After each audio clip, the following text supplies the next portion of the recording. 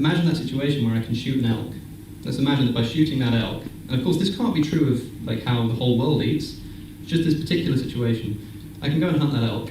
Well, let's say my other option is to eat some imported vegan food that involved multiple animals dying in the crop death production and also environmental pollution from it travelling. What's the right thing for me to do then?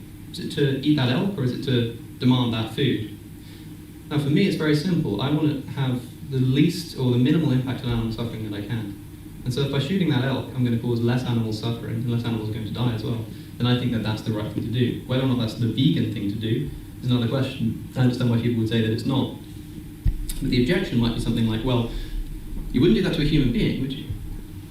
Well, the thing is, I wouldn't do that to a human being, but I also wouldn't eat vegan food if it involved killing human beings. Rewatch the beginning of this video. That's such a big challenge to us.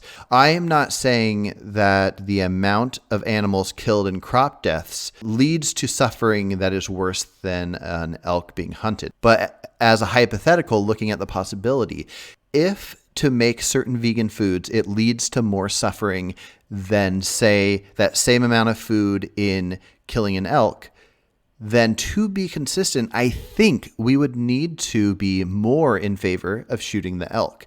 Now, we might not need to be in favor of shooting the elk. We might need to say both are wrong. Say that if this vegan food that's imported from this area causes more suffering, we could just say we don't want that as well. In the same way that a lot of people were against palm oil because of the orangutan issue. You don't have to have palm oil. You can say, okay, I'm not going to have Earth Balance butter because that's made with palm oil. Instead, I'm going to have Miyokos. I don't know. That's up to each individual. And figuring out the details on how to know how much suffering is caused by various different vegan foods, that's complicated too. So it's more of a philosophical idea of challenging yourself on how you view that. If you were to come to this understanding, how would that change your mind?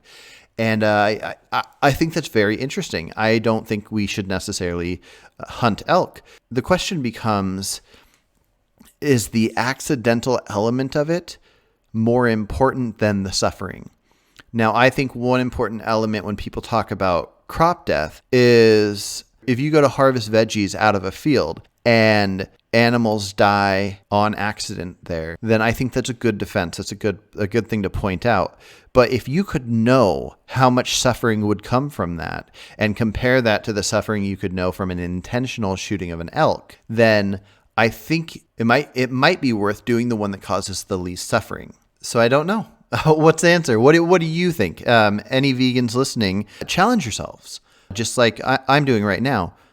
Think about this. Would you consider it better to kill the elk if it causes less suffering? All right. See you in the next one.